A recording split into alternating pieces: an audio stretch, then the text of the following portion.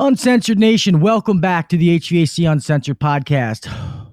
We want to give a brief shout out to our sponsors, and I'm going to start off with The Rock, who's been with us since day one, is Yellow Jacket. Guys, Yellow Jacket has been a leader in the HVAC industry. Like I said last week, when it comes to training training for their products, they're just bar none one of the best in the industry. Guys, I've talked about their leak detector, so I'm not going to beat that dead horse. Definitely check it out. But guys, their new digital manifolds, the P51-860 and the P51-870, guys, these things are amazing. They're built like a tank. If you guys are in the market for a new manifold, please go check it out at www.yellowjacket.com and check out their manifolds, as well as the rest of their products. And guys, remember, 66 years of expertise built into every tool. What's up, guys? The problem with paper invoicing is that the invoice gets lost. Sometimes you do a call during the busy times and you don't even bill that customer. If you have employees, I promise you have invoices that were never filled out, which is revenue that you didn't collect for your company. So it's time to streamline and automate your business with House Call Pro. When clients sign up with House Call Pro, they've seen revenue growth of up to 30% just in the first year. House Call Pro automates all of your back office work, which can save you over 15 hours of work each week. House Call Pro does scheduling, estimates, dispatching, invoicing, and follow-up marketing for you and your business. Stop losing time and money in your business and schedule your free demo today. And get a free $50 fuel gift card just for checking out the program. Visit www.housecallpro.com/HVAC-uncensored. And last and most, it's going to be Webbit, guys. Webbit is who the website for the podcast is through. Guys, I know you see all these things on, or hear them on the radio, see it online. Oh, you can have a website that's $25 a month. Yeah, that's great, but you have to go in there and design it yourself. And some of you can do it and some of you can't. Me, I'm not a web designer. So for $49 a month, I can go in, have a custom website made just for us. Ever have an issue? We call our rep, Tyler. Bam, it's done. Hey, Tyler, I want to change this. We want to add this. No problem, Gil. Normally within 24 to 48 hours, bam, it's done. Guys, if you are in the market for a website, you want no headaches, no hassle, you just want to pay your low monthly fee and have it running, nothing to worry about, then guys, you have to check out Webbit. If you are interested in this, please email us at www.hvacuncensored@gmail.com, and I will forward you all the information to our rep, Tyler, and I promise he will take care of you. I pledge of allegiance to the flag of the United States of America and to the republic for which it stands, one nation, under God, indivisible, with liberty and justice for all. God bless the USA, and thank you to all of our global listeners.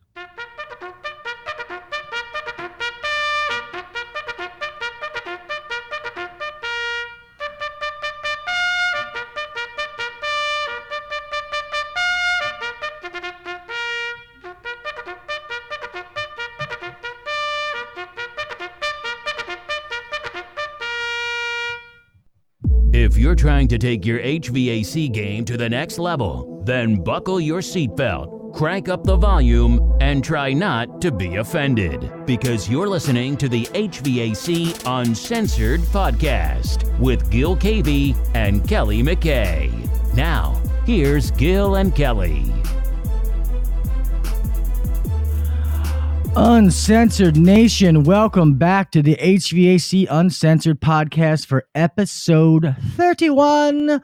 I am yours truly, Mr. Gil Cavey, sitting along, as always, the one and only HVAC millionaire, Mr. Kelly McKay. What is up, my friend?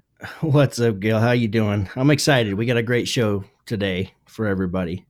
Yes, definitely do. I'm good, man. Snowed here today, so I took a day off, but had a snow day. Had to run around and get some things done. But Kelly is correct, guys. We have another rockstar episode for you this week, man. I know a lot of you guys loved last week. I can tell by the downloads, which was one of the most we've ever had. These are some different aspects of business that a lot of guys don't talk about. Last week it was recruiting, and we're going to have one today. We have a good guest, Mr. Josh Kelly. I'll let him talk about his, where he's how he got to where he is, but Mr. Josh Kelly is the CEO and co-founder of Review Kangaroo. Some of you guys know who he is. I've talked with him several times. He's an awesome guy, and we're going to go ahead and start this podcast with him. Josh, how you doing, brother? Good, man. I'm ready to go. Yeah, man. We're I guess let's just, well, first of all, thank you for being here tonight, man. And I guess we Thanks just for want having to, me. oh, of course. And we just, I guess, tell everybody a little bit about what you do and what Review Kangaroo is. Yeah, so you guys know, and some people might know who I am. Most people probably don't. I actually come from an HVAC background. So my family actually owns a plumbing and HVAC company here in Phoenix called Parker and Sons. That's kind of how I got my start. We helped grow our business here from about 6.5 million to a little bit over 100 million last year. So that's about 12 years. And now I'm running actually a software business, which is kind of an offshoot of our own business because we had an issue with reviews. Not that we didn't do amazing service, but we work in a grudge business where no one likes doing business with us. No one's ever woken up and be like, it'd be great, a new HVAC system, right? So because of that, we struggled to get really good reviews, and it was really easy to get bad reviews, even on stuff that we did a really good job on. So we created a system to fix our own business and started selling it to other HVAC companies across the United States. That's excellent. awesome. Yeah, that's excellent. Reviews. So reviews are a tough thing to get. And you're right. I mean, it's so easy for people to just one little mess up and they just want to, talk smack on you. Mm-hmm. So and then we've got to, chase a bunch of good reviews to overcome the bad reviews. So, but can you tell us a little bit how your software works exactly? Is it an app? No, so it's not an app. It's app-like, but no, we don't have anyone download stuff on their phone. It's hard to get customers to download stuff on the phone. It's hard to get technicians to do stuff on their phone. I can't get all of our guys to wear shoe covers, to be honest. So you and me our system's a fully automated system. Essentially, what we do is we build a funnel, not to get too technical, but we build a landing page and a funnel on your website where we get to control the customer experience. So we'll automatically send emails and text messages, not only asking for reviews, but doing the things that most business owners would want you to do in-house anyway, which is, hey, let's ask for reviews, let's cross-sell, let's make additional offers, let's ask for referrals. We have a system that automatically does all of that. And then the review-specific one drives to a landing page on the client's website, so the company's website, where they're going to pick a technician, right? We always force them to work with a team member instead of the company as a whole because it changes the results. And I get to do some really cool stuff on the back end, like the tracking and reporting and training. And most importantly, it's really hard to be negative when you're staring somebody in the face. And screen reviews on top of that. So we'll ask, hey, how was your service from 1 to 5 stars? If it's a great experience, you better believe it's going to end up on Google, on Yelp, on Facebook, on the BBB. If you're doing business with like a Home Advisor, an Angie's List, it will land there. If it's a poor experience, instead of sending it out where everyone could see it and becomes permanent, I'm going to collect that customer's information and send it directly to the management team saying, hey, this customer had an issue with this team member. This is exactly what happened. Here's all the details. Click here to call them. Click here to email them. By the way, this team member's had the same issue 5 times in the last month. Does that make sense? Wow. That's great. That's way more than what I thought it was, Josh. So I'd like to say it makes complete sense, but I don't totally understand it just because that's awesome. Yeah, it is a lot. And that's very unique, I can tell you, because I've used a few review companies strictly just to get reviews, The only ones that I know of is Customer Lobby and Real-Time Reviews. And now I've heard of Podium too, if you've heard of that. And it doesn't sound like what you're doing. You're doing something completely different, and I really like that. So Yeah, I mean, our system is really the only system built for home service companies. So the businesses you just described work a lot with e-commerce businesses and with products, right? That's the majority of their clients. We don't do that at all. Our system is specifically set up for home service businesses. We get about a 15% response rate. Meaning, so if you go out to 100 customers, we're going to get you 15 reviews. So it adds up pretty quick, and you can actually drive a lot of business with it. And the tech awesome. doesn't have to ask or anything. This is all automated? Is that correct? I mean, I would love for the tech to ask on top of the automation, because hey, if you're going to get an email and text message a little bit, an hour from now, would you mind taking the time to leave me a review? It would help me a lot personally. That's even better. Sure. But once again, I can't get my guys to wear shoe covers. I can't get them to cross sell. I can't help them to do the health and safety inspections every time, right? I'm not going to add more to their plate because I know they won't do it. Yeah, I have a hard enough time getting to get the email in the first place. Yeah, I agree, man. I'm with Kelly. I didn't know that it was that involved. That is awesome. To be honest, that's something I'm gonna have to talk to you about because might be interested in that services, because I think a lot of people they don't think about the review and I'm trying to word this right. I know that people know that reviews are good, and obviously you want good reviews, not bad ones, but they don't realize how important it is it's not just doing good work and hoping that person says, hey, Gil did a great job today, blah, blah, blah.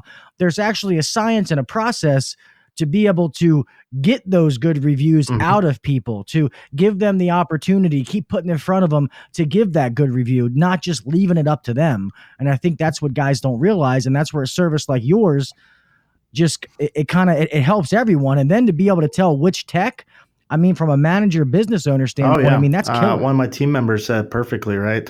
When you're driving, you always drive better when there's a cop behind you, right? So I'm going to be that cop to your text. I'm going to follow up every single time, every single customer, no matter what. Because here's the truth. If they had a bad experience, it doesn't hurt you anymore because I'm going to make sure it doesn't go to a third-party site, right? So it changes the whole way your technicians do business. And you kind of touched on this too, right? A lot of business owners, a lot of companies don't really understand the value of reviews. You'd be surprised how much it could literally drive your business. Call volume, conversion, closing percentage, even retention or recruiting, right? A lot of people don't think about that. Technicians want to work for good companies. Where do they look? They look on Google too, right? Yeah. Yeah. Everybody looks at reviews. I mean, before we buy anything, we go read the reviews. It's just the way, with all the e-commerce and with Amazon, I mean, we all read reviews. So it's crazy to think that, but I totally agree because all the companies around me, they hardly have any reviews. I mean, very, very few. There's a few out there that are working hard to get them. But although we shop this way, we don't see the importance within our own business, which is just crazy because it does. We've worked really, really hard to get reviews. We were at like 36 last year. This time of year last year, we're at 36 and we're like at 158. And that's not even, like fast enough. Like it could grow a lot faster because think of the hundreds and hundreds and hundreds of people that we see each year just in normal service calls. But a lot of times we just forget to ask. So I like the fact that it's going to, if we don't ask right there on the spot, it's going to pick it up on the back end. No, a lot of people don't realize for our industry, for HVAC specifically, about 87% of customers look at reviews before they give you a call. And that's including your current customer base. So don't think just because you have someone on a maintenance agreement, they're not going out to Google to find your phone number. And if they find something bad, it doesn't mean you get the business though, right? Right. That's true. Well, I like what you said, Josh, and some of those like whoopsie daisy ones. The example you gave me, like that customer that says, oh, hey, Gil was out here. He did a great job. His service was great. He was a nice guy. But, he was supposed to be here between 8 and 12 when he got here at 9 and they leave 1 star, which obviously that doesn't make sense. I mean, is that a mistake or did she mean to do that? Those things like that can be resolved before it does damage. 100% meant to do that. And that drives me nuts. And it was even worse than that. It wasn't between 8 and noon. It was between 8 and 10. So they gave a 2-hour time frame and it was dead center of it. Right. But the customers, they hear what they want to hear. She heard 8. And I followed up with the company because I was just curious. She absolutely meant to leave that review. And here's the thing. Now, if someone read that and went through the process, it wouldn't affect you that much. But a lot of people don't. They just see that 1-star review or your average rating or, maybe you don't have enough reviews and you don't even get to be part of the conversation. They've made decisions before you could even state your case, right? Very true. Very true. Well, let me ask you this, Josh. I mean, So obviously we want to take the proper steps and stuff to make sure that we're getting reviews and stuff like that. What is the best way to handle the bad reviews? Like, obviously, okay, say we're using your service and I get tech A, this is his third time, blah, blah, blah. What is the best way to go in there and attack that review? I mean, obviously you want to be proactive and stuff like that, but you want to go respond to that on, like, Facebook or where Google or wherever it is, correct? And make sure you're in front of it. So let me explain that two ways. With our system, that bad review would never make it to Google or Facebook. It's not possible. But I think what you're kind of asking is, if you weren't using our system, what would be the best approach to attacking that? Correct? Okay, yeah, I forgot you said that it wouldn't make it there. So yeah, I guess it would be if they're not. If you're not using your service, there's like a science to all of this, and we spent a lot of time, money, and effort trying to figure this out because it was really important to our business. Kind of give you an example, Parker and Sons got 4,500 5-star reviews just last year. Wow. Yeah, Damn. no, it's kind of ridiculous. Wow. And the weird thing is, that's not our best case study. It's really not. We have ones that are much smaller that have gotten almost as many. Anyway. Yeah, we need to talk after this. We can do that. Seriously, okay we with need to talk. So, yeah. But yeah, so there's a science to everything, right? There's a right way to do absolutely everything. I believe that in my heart. Like, everyone says there's multiple ways to do lots of stuff. There's a perfect way to do almost everything. So when you're responding to that negative review, there's a few things you really want to pay attention to. Number one, and this is a common mistake, don't argue with a customer. Like, you're not going to win that customer back. That response, you have to understand, is not about that customer. It's about everyone else that sees the response that's not that customer. Does that make sense?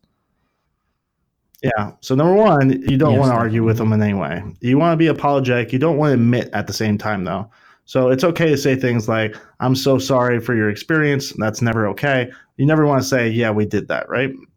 Number two, after you apologized and you're not confrontational, you want to give them some way to resolve, right? So, hey, we'd love to fix this. Would you give us a call? Nothing's out of the ordinary. That's not a normal experience. But if you give us a call in, we'll find a way to make this right to you. And you want to be simple and clean about it. And the key to it is actually the response time. So a lot of customers, the ones that are really looking at negative reviews, tend to be the ones that dig in, that actually read the responses. A lot of people look at the negative reviews, but they're just looking on surface level. The ones that are actually reading are looking for response time, if you're apologetic, and how much they think you care. And if you could tackle that, you're good. And also understand that response, once again, it's really not about that upset customer. That upset customer, you should be calling back, right? If you you have their information. That response is really for everybody else.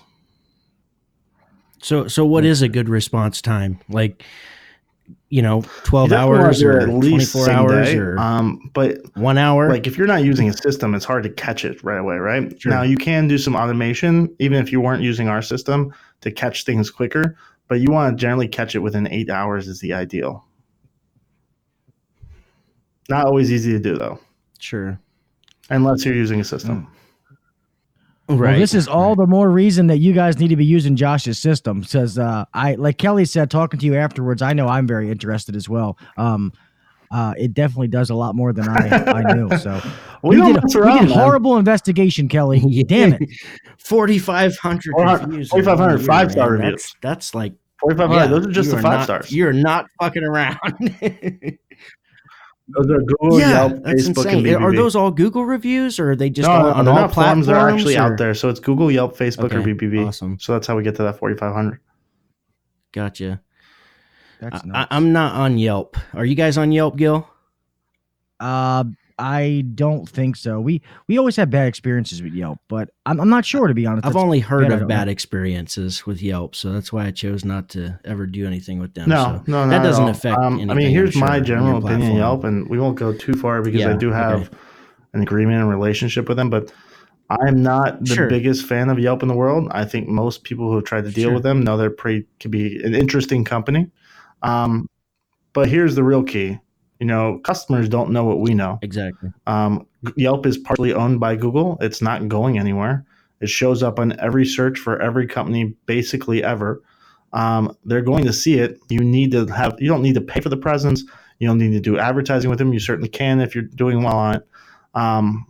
but you definitely can't be sitting there with a 2-star on Yelp. It does detract from your business. It will lose you calls. Right. No, that Yeah, I makes don't want to sense. get into That's an that since you're having some off type the of air agreement with them. conversation. But so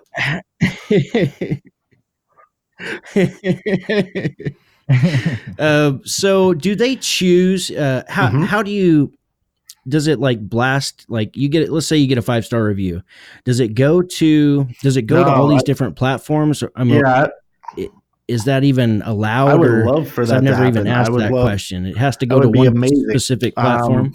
Here's the reason we can't do that. Number one, there's logins and one for each one. Now we actually generally self-log them in, so you wouldn't need to know your Google password, your Facebook password. We're going to drive them right to the page where they write a review. We're going to make it simple, quick, easy. They don't have to know anything. They click a button, it's there, right? But the reason we can't post the multiple is number one, that's against Yelp and Google's, mainly Right. Google's rules. And Google actually has a scraping system that they use, a spider scraping system. And if they find the exact same review on another site, including yours, they actually remove your review from Google. And Google is by far the most important review platform. Yeah, I agree.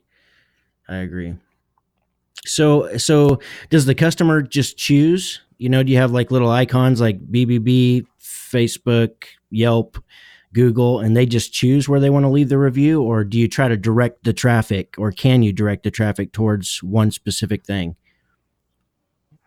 Yeah, it's kind of a combination. We're going to attempt to direct the traffic based off of what that Sure. client wants. However, like what I can't do, well, I can, but I wouldn't suggest is, hey, we really want Yelp reviews, but this customer doesn't do anything with Yelp. I don't want to present that as their only option, right? So we give multiple options, and the way we skew it is by the placement of those specific ones. So it's kind of a combination of the two, and obviously that we're simplifying that quite a bit on what we do, but you get the Sure. idea. Well, I know we've talked about this off air, Josh, and I hate to bring this up, but I want the listeners to realize how important this is. And we've had issues Mhm. on Facebook where, you know, some of these different HVAC groups, you get drama. A guy, they start having a wiener measuring contest, and one guy loses, and he goes to the person's company Facebook page and leaves a bad review, and they think it's a joke. And I just want I want you to explain to them what you explained to me about how important that is, and one bad review can make a big deal, and they don't realize that. They just think, "Oh, it's one review. What's the problem?" Yeah, one review is enough. Depends on the customer, right? So here's the real basic truth, and it's sad, and I kind of said this before to you before we started, right? But it's a cultural issue that we have, right? There used to be a time where you got your referrals from your friends, family, neighbors. It's not like that anymore. I'm not proud to say it by any means, but when I go home, I don't talk to my neighbors. I don't really know them that well. I pull into my driveway, the garage door goes up. I pull in, the garage door goes down behind me, right? Mm-hmm. Nowadays, people's referrals are done differently. They're done over anonymous sites like Facebook, like Google, and a negative review that hits a point with them can absolutely turn people away from that business, even if it's not true, even if it's unfounded, even if it's one of 1,000. Some people will specifically look for negative reviews, trying to dig into something, and it can lose people business. It's not a joke. It's not funny. It happens all the time, and it can literally ruin businesses. Yeah, and that's what I try to pass on to these people. It's like, hey, if you want to take a bullshit little argument on a social media website with a person you've never met, you're never going to meet, and you want to start messing with somebody's livelihood and their business, that's just it's crossing the line. And I just wanted somebody like you. I mean, they hear me like, oh, this guy does a podcast, I think he knows everything. But when you say that, it's like, this guy does reviews for a business. He's in the HVAC business. So when you say it, maybe these dumbasses will actually fucking listen. Yeah, I don't know So, anything either, just for reference. well, you got 4,500 5-star reviews, so somebody must be doing something right. Yeah, you know something we don't. So Yeah, and I'm not gonna name drop other ones, but I can tell you that's not the most impressive number either, which is pretty cool.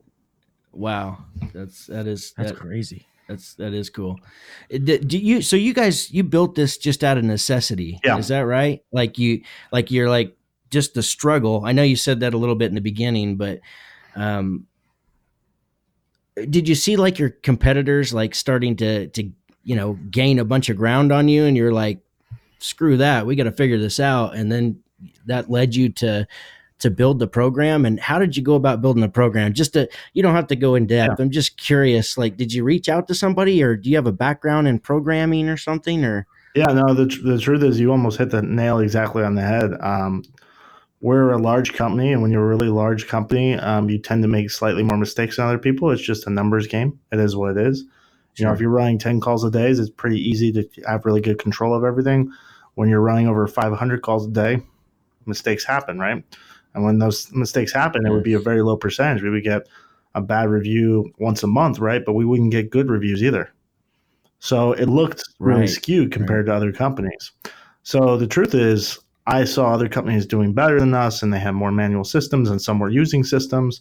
And I didn't want to build. My general theory is always beg, borrow, steal. Can't do that, then you buy. If you can't do that, then you build. Build is always the last possible scenario, right? So I tried to beg, borrow, steal. Nothing was really out there. I tried to buy, and we tried to use a few services. And I'm not going to name names on the services, but we were getting like a 0.5%, response rate. It's like, this can't be as good as it gets, right? So I kind of got a bunch of people in the industry that I knew, and we got some feedback from everybody. And literally, we started with a bunch of beta companies. And I got a partner who owns a really large SEO firm here in the United States, who's a good buddy of mine. And we came up with this perfect plan for home services and how it would look and how it would work and what are the benefits of it and how everything would be structured. And I took it to him and I said, hey, can we build this? How long would it take? How much work? Got the details of that. And then essentially said, okay, let's run with it and see if we can actually make it. And the original plan was really not to start a business. It was to help our business and our friends' businesses, right? But then about halfway through, I'm like, oh my God, this is really good. Like we should be sharing this with the world, because it's not just us that's having this problem. It's everybody. And I mean, rising tide raises all boats, right? Yes. Yes. That's interesting. That's very interesting. And that was, like we talked about how the reviews is actually, I can tell you, I mean, although we have such a pitiful number of reviews, we're actually killing most companies in my area in that department, at least in Google reviews. And I cannot tell you the difference, like between last year and by the end of last year, it's weekly or if not daily that people call our office and they say, I thought I'd give you guys a chance because I saw your reviews. Like you just cannot. It's hard to monetize what it's worth to your business, but it's a lot, I can tell you. Well, I mean, it's hard if you're not tracking. Our average client grows about 15% in revenue the first 6 months of the program. Parker and Sons grew about $20 million just last year alone. There's numbers behind it. Now, it's hard to equate an exact call with it, right? Because they called essentially over Google. Most people don't lead source reviews because how often they mention that, right? But it does have a huge effect. It makes everything else you do more effective. If you're running a PPC campaign where you're buying a pay-per-click, right? Guess what they run into? They run into your Google reviews. If you don't look good there, you better believe those PPC ads aren't as effective, right? Radio, television, direct mail. The truth is we live in a different world. People don't write down phone numbers. They don't keep them in their phone. They don't have a Rolodex. They don't keep business cards. When they want to do business with you, and even if they're specifically looking for you, they're going to look you up on Google. That's just the way people work now. And if you don't look good there, man, it can hurt your business. And it's not even if you don't look good. If you don't look great there, it can hurt your business because someone else does. Yeah. There's so many options out there now that you have to set yourself apart. And if you don't, then you're definitely missing out. So because same thing as Kelly said, we've had the same thing. People say, oh, your reviews and, we found you here, and we get lucky, being a carrier dealer, and we're on the factory authorized list for Maryland. So when some people look for that and we're towards the top of the list, I think they click on that and it goes right to our Google page. So that's right what you said. And then our reviews pop up. So it's not good. They click on there and they see a 1-star review. That's not going to make us get phone calls. So thank God it's not like that, but we have to get way better with it than what we are. Because I definitely think we're missing the boat. I think I told you this before, like I've said it a million times on podcasting, but I've always heard throughout the years that, you do a good job and somebody might tell like 5 people, but you do a bad job and they're going to tell 20.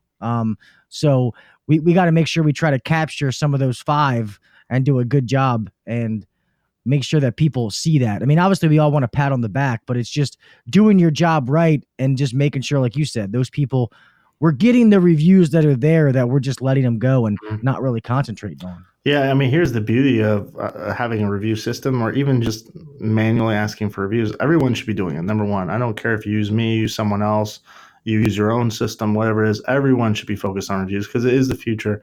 It's become more and more prevalent, and you will get lost in the fold if you don't. But the truth is, 100%, you're already doing the good work. You might as well get credit for it, right?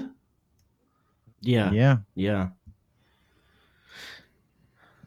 Absolutely. Yeah, no, that's just the truth. Because I know we did a thing. I'm sorry, Kelly. We did a thing where, and it didn't really work, obviously, but it was like a flyer they would give out when the guys would go out. They would say, "Hey, if you were happy with my service today, if you could go like our Facebook page and give a download, we'll give you like $10 off or percentage." I forget what it was, but you gotta be careful with that. Don't do that. Just for reference. Okay, good. We stopped. It was horrible and didn't work, but now that I know that, we won't ever do it again. You can't. You're not really supposed to incentivize. You can incentivize them afterwards and kind of be sly about it, and we certainly do that. But you never want to incentivize up front. That's against Google's rules, and you could literally get blacklisted by Google, and it happens. Wow. Oh, Jesus. Yeah. I never did that. That was a hypothetical. It's too late now. Gonna cut that out. Yeah, no, hey, it is what it is. But that no, that makes sense. I didn't even think about it. And here's the truth too. Like, you give them a flyer. Now you're asking them to go over to their computer, to, copy and type in your URL, and that's just you're asking them for a favor anyway. That's the truth. You gotta make it easy for them. We can't get customers to do the most basic stuff. You think they're going to leave reviews unless you make it incredibly easy? We can't get team members to do the basic stuff unless you make it incredibly easy, right? And we pay them. True. Yeah. No, that's true. Yeah, man, this is kind of mind blowing me. Like I said, like in the beginning, I've all known that reviews have been important, but just listening to some of these little things is just like, man. I mean, I'll be honest, I didn't know a service like yours existed. So now that I know that it's out there, that's it almost seems like why, if you're a manager or you're owner of a business, why wouldn't you be doing it? You got to be doing something. There's no downside. I mean, that's the truth. You have to be doing something. It would be like not being on Google right now. It's that if you knew about SEO 10 years ago, right? And you were the first one in the game, or PPC when it first came out, your business blew up from very little effort. It's a fact. It's the truth, right? And then everybody else slowly caught up, right? And very reviews little money, are in that place right now. Mm-hmm. Gotcha. Yeah. I'm sold. we need to get better. It's something that we constantly have conversations with the guys about, and we even do debriefing and ask, did you ask for a review? And it's something that,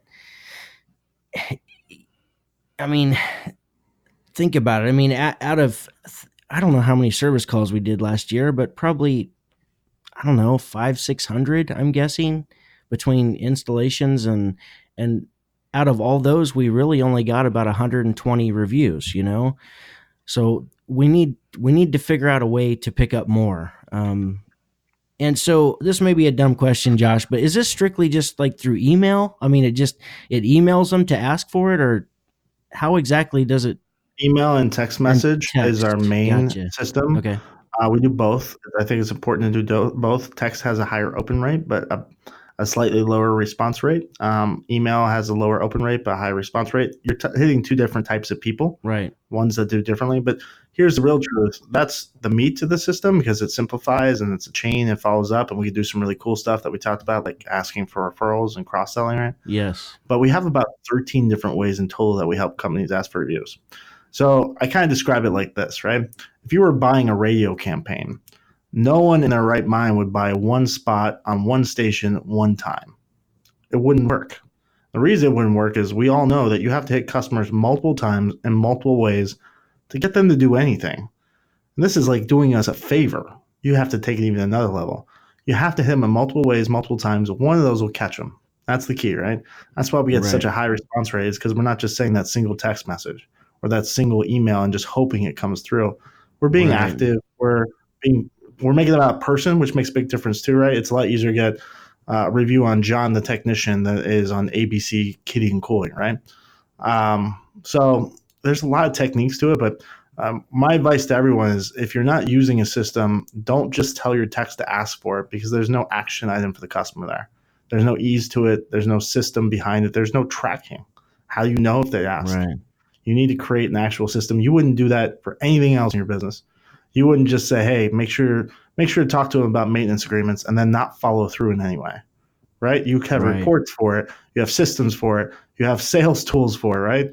Why wouldn't you do the same for something that realistically is not as big a part of your business, because maintenance agreements are huge. You build a fence around your customer, but pretty close behind.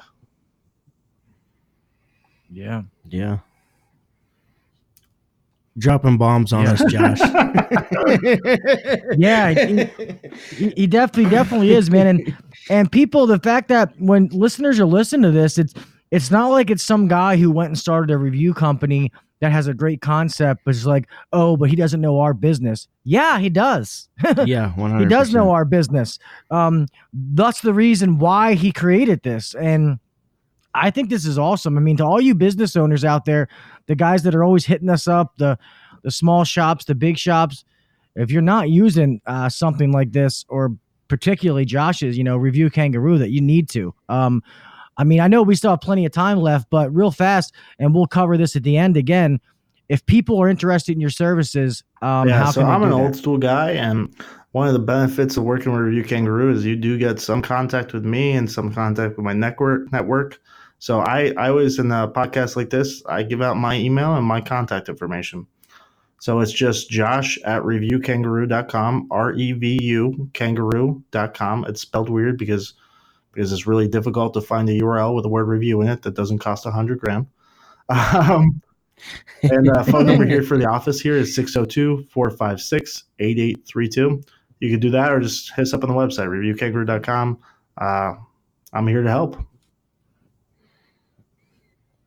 That's awesome, man. That's awesome. That is awesome. Because I think I'm going to, like Kelly said, I'm going to talk to you myself, because me and Kelly are both relatively small shops. But, we're trying to make those changes for growths. And we just share with people, all the mistakes that we've made, hoping that other people won't make the same mistakes. But I think the problem we're talking about right now is not just us. I think this is a big thing, because I don't know, I guess I'll see what your answer is. I think more people aren't taking advantage of this kind of service than they are. I mean, would that be correct? Oh, for sure. Right. Oh, for sure. Yeah, it's such a small percentage of companies that are doing anything for reviews. It needs to be a lot higher percent. And to your point too, I'm a big fan of sharing too, right? So you think you've run into some issues, I can promise you almost anything you've run into, I've probably run into too. So we do have that part as part of the service too. We do something called jam sessions, which is essentially a monthly webinar where we have someone in the industry. So I'm not talking like a public speaker or someone who did this 10 years ago, but somebody who's living it right now, telling a story about how they grew. Like literally the one this month is Ken Husto from ASI Hastings in San Diego added plumbing as an HVAC company, and they added plumbing and went from 0 to 12 plumbers in 6 months. Wow. And he did not only told us, hey, here's why I decided what to do it, right? But here's how I found the plumber. Here's how I did the truck stock. Here's how we cross-hold. Here's the script for cross-selling, right? It's that sharing thing, because I truly believe, and I like to work with people who who know that, when we all work together, Yes. it improves the customer service and we all win. It's not the good companies that we all worry about. It's the bad companies that give us all a bad name, right? Yeah. 100%. Well- Yeah, that's awesome. Well, Kelly, the one thing that you talked about, I remember you telling me, and I'll ask your opinion on this, Josh. Kelly said he had heard, I'm pretty sure it was Kelly, said that he had heard some kind of speaker say that, in the future, if you're not offering more than one service, like if you're not just an HVAC, you have to be like HVAC and plumbing or plumbing and electrical in the next 15, 20 years, that you're going to get you're going to fall by the wayside because all these companies are going to be multiple service companies. That's just the future of where they're going, because you want to be able to get in the house and do every aspect of what needs to be done. Mm-hmm. Yeah, I don't necessarily believe that. There will always be a space for just HVAC guys, just plumbers, just electricians, just roofers. There will. That being said, there is huge advantages to being able to cross sell across different departments or different verticals, right? Because for us, if I get a customer in for AC and I do a good job cross selling, I could also get them for plumbing, and also for electrical, and also for water treatment. And by the way, I didn't pay an advertising fee for any of those. I've already got them, right? And I give them a maintenance agreement. It's not just for one, but for multiple. So it helps you with your average ticket pretty significantly, and it helps your repeat usage, right? Because for HVAC, right, the average customer uses this a little bit over 2 years, once every 2 years, right? If I could add in plumbing, now it's once every 16 months. If I add electrical on top of that, it's once every 14 months. They're seeing us more often. They're more familiar with us. It's a much better system, and there are some really big companies out there that are moving into this space, like the Amazons of the world, like the Googles of the world, like Pulse. If you guys heard of a company called Pulse, that are going to change the industry, and they're all going to be that, hey, we do everything shop. Yeah. I have not done much research on Amazon, but I've seen it. I mean, I get ads from them, asking, they want my business to post my service on their platform.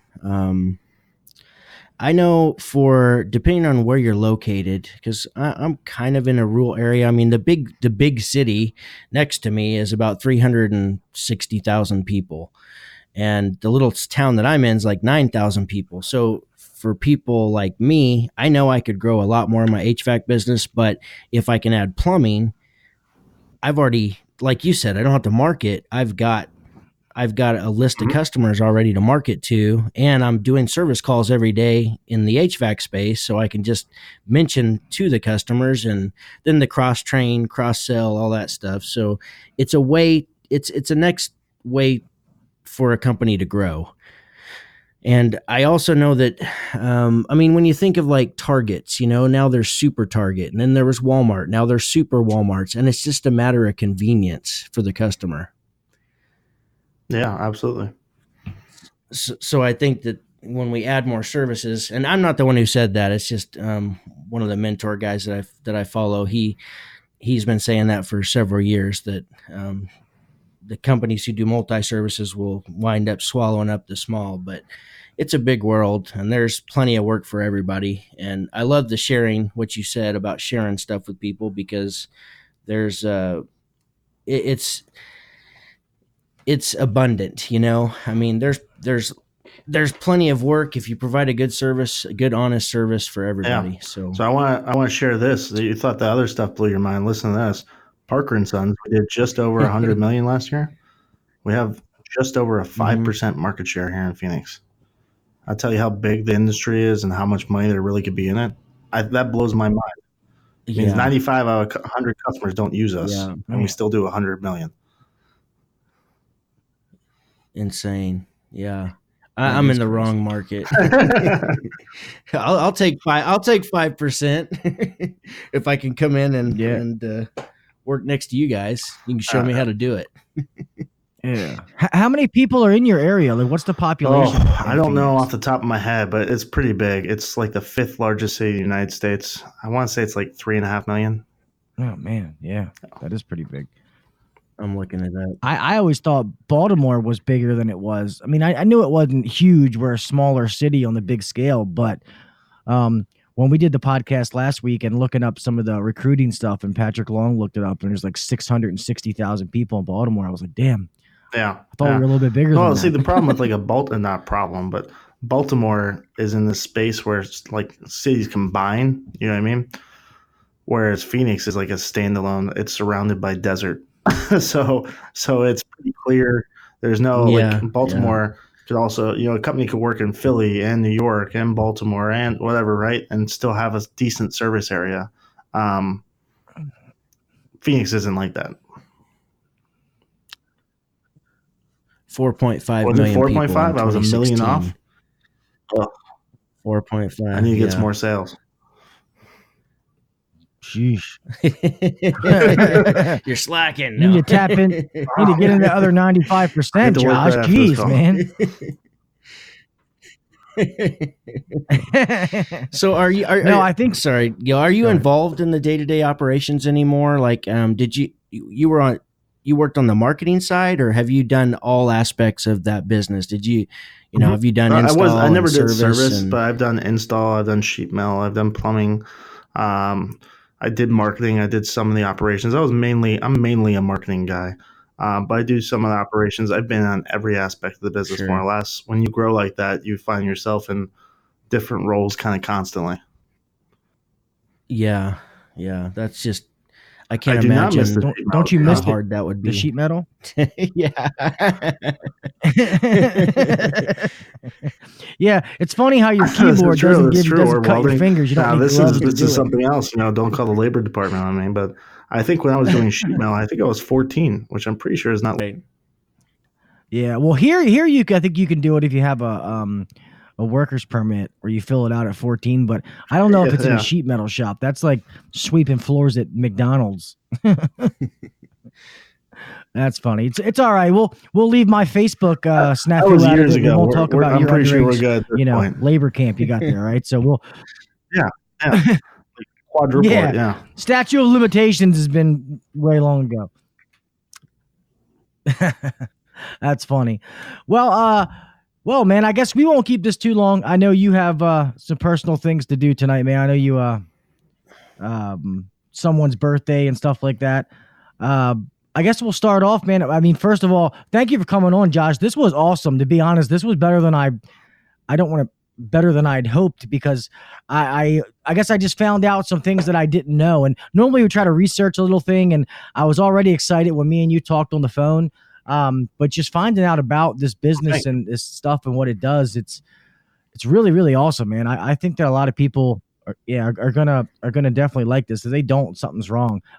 Real fast, those jam sessions you were talking about, if somebody wanted to see those, how can you see those? Or how so can just reach out to me by my email. It's just josh@reviewkangaroo.com. We'll send you one for free just to check out. But yeah, that's essentially, it's just one of our services that we offer. You could do it on the website or reach out to me. And we send everybody a free one. So check it out. Have your mind blown. You think this is good information. Some of those, literally, I'm recording with them. I'm like, right after the recording, I'm like, I'm going to go change everything. Yeah. Yeah,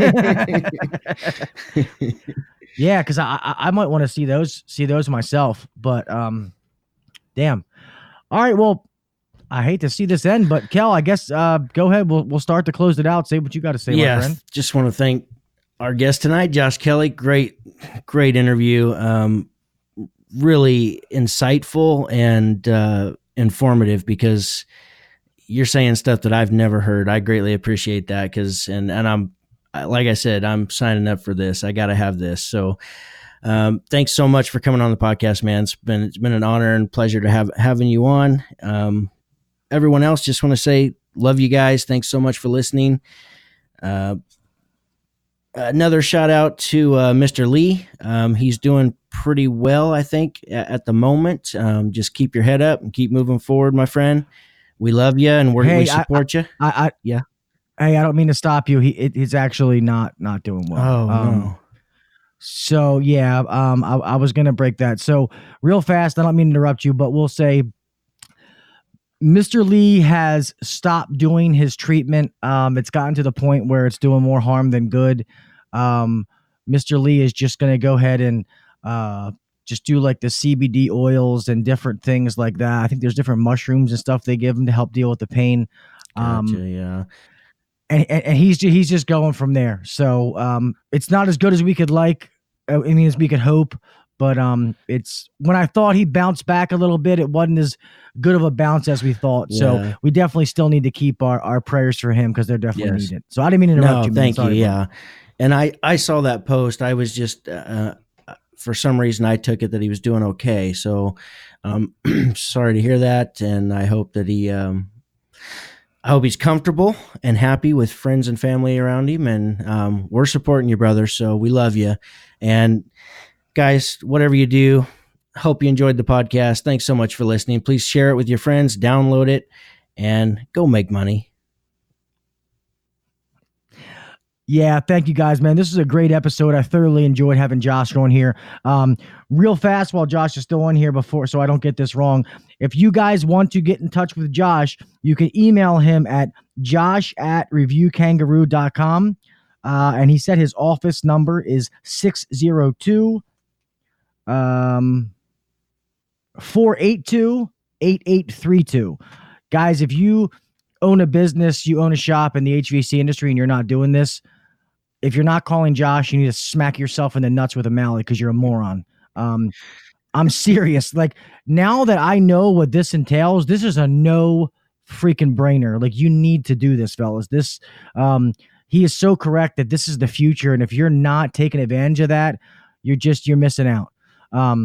So with that being said, guys, we know we appreciate each and every one of you. You guys can always download the podcast on all the major apps. You guys know the routine. The Apple Podcast app, Google Play, Spotify, Stitcher.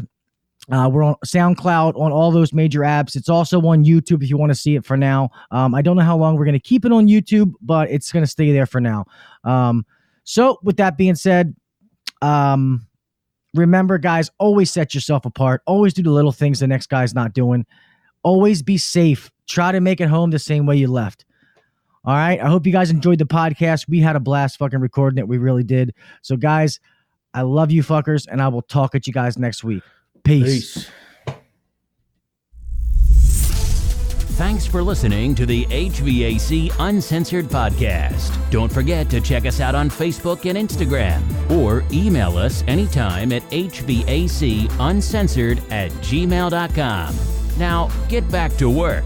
Shut this down. The views and opinions shared on the HVAC Uncensored podcast may not necessarily be the views and opinions of our sponsors or guests.